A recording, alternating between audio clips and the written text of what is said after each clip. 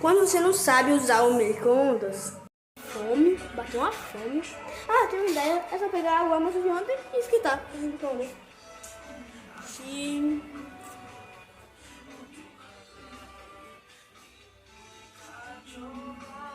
Esperar.